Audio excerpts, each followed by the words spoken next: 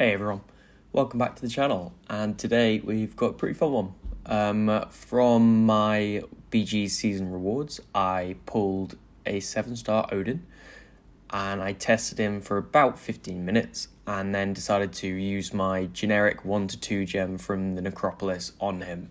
I have always really liked Odin. I never really managed to invest in him, so he was a really cool pull for me to get as a 7-star earlier on in their life cycle, and it means that I can invest in him now, and I think he's really fun. So I took Odin into Realm of Legends, tried to test him there, and he was just killing everything so fast. So instead I figured, why not try him in Necropolis, and I spent a couple hours trying to get this solo, and here we are. So I'm going to go through a bit of how to use him, a bit of specifically on this fight, and a bit just in general about how to use Odin in Necropolis. But yeah, we'll start off with the rotation and then a little bit about why he's good. So the rotation is 4 heavies, special 1, 1 heavy, special 3, 1 heavy, special 2. And then after you've ramped, all you need to do is cycle your special 2 and the heavy for the rest of the fight. The first 4 heavies will get us some energized buffs, which makes it easier to get to bars of power.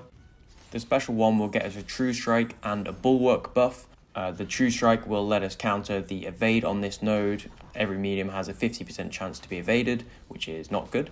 Then the special 3 will re-trigger every buff that we've currently activated in the fight, and it will also give us an extend buff, which increases the duration of buffs by a given amount. And then the special 2 is going to refresh all the buffs currently on us so we can keep our ramp going, and it's also going to do a big burst of damage based on how many unique buffs you have. That's why we want to build up all of these buffs along the way. So I also said that you need to do heavies in between them, and the reason for that is that Odin works on a mechanic called Odin Force. When it's orange, it gets consumed by a special or heavy to give it extra effects, then it turns to grey, and then when you knock them down with that special, it turns back to black. Once it's black, you want to knock them down with a heavy to turn it back to orange, and then you can use it again. The extra effects that Odin Force gives, the heavy attack on its base gives 1 energized buff, and with Odin Force gives 1 extra per unique buff on you. The special 1 on its base gives you a true strike buff, with Odin Force gives a bulwark as well, so that's 1 extra unique buff. The special 3 gains a copy of any buff you've activated in the fight, and with Odin Force gives you an extend buff, increasing the duration of buffs by 25%. Then the special 2 does a burst of damage based on the opponent's health, and then with Odin Force, and this is the most important one, it refreshes the duration of all buffs on Odin.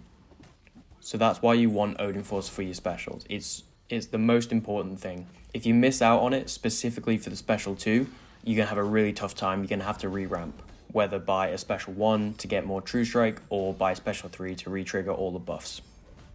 The main thing in this fight is literally planning when to get the heavy in. So you can either use a striker, you can heavy counter his heavy, or you can parry when the unblockable is down. It's definitely easier in fights that aren't Sauron, because you'll be able to heavy a lot easier. You'll not have to rely on the striker to get an opening, because most opponents won't be unblockable most of the time. But Sauron is particularly tricky. So Sauron at 7 prowess or more can trigger an unblockable via specials, heavies and dashes. It's paused during specials, but there's also a cooldown.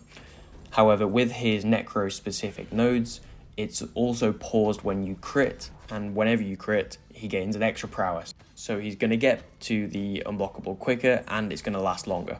When you get to the root phase in this fight, if he has his unblockable and he throws a special 2, you're probably going to eat it, so you got to hope that it doesn't crit. But there are a couple times in this fight where I do actually try and bait the special either before he gets to 7 prowess or when his unblockable is on cooldown, because there is a cooldown. Ideally, he does just throw special 1, which is much easier to dex. However, he sometimes may not play ball. But like I said, he's probably going to be unblockable, and you're probably going to be in a motion where you don't really block too much. You'll be either comboing, strikering, throwing heavies, throwing specials. The heavies and the specials really help to bait out Sauron's own specials, because the AI is more likely to throw when you've just knocked them down. So you can get into quite a nice cycle, quite a nice rhythm, like I said. I definitely think that Odin has potential to be a very good Necro champ, and I'm already planning my next paths, and I have Odin on one of the teams. Unfortunately, my completion was the auto block path in section 2, so that meant that Odin would have been perfect for it, and of course I get him just after I finished it, so I think there's at least 2 paths where he could be really useful. If you do have an Odin and are planning out a path, I would recommend going on this Sauron one for section 1, and then in section 2 go the Guardian path, because that's auto block, Odin's True Strike counters it, the first one is evade, Odin's True Strike counters it. When I end up doing this Sauron path, I'll be interested to see how well Odin does work for Hitmonkey. I think he could work because he doesn't really rely on debuffs, and the True Strike will take care of the evade. But when I do my path, I'll be going for the APOC one, which is the indestructible on dashes. And when I do that, I'll be going for the Sauron, the Hitmonkey, Psycho Man, APOC, Herc, and Capsam. I'll also have Kate Bishop with me, so if Odin doesn't work for any of those, I can still use her. And specifically for Psycho Man, even if Odin doesn't do very well, or if he dies or whatever, I can place his pre-fights on the fight so that Kate gets unique buffs which reduce the effectiveness of Psycho Man's concussions. So he's got some value as a support champ, surprisingly. And if I were doing the auto block path, he could definitely do the Guardian. He could probably do some pretty nice work on Valk, which is quite a tough fight, but with his special 2, you could get some really nice damage off.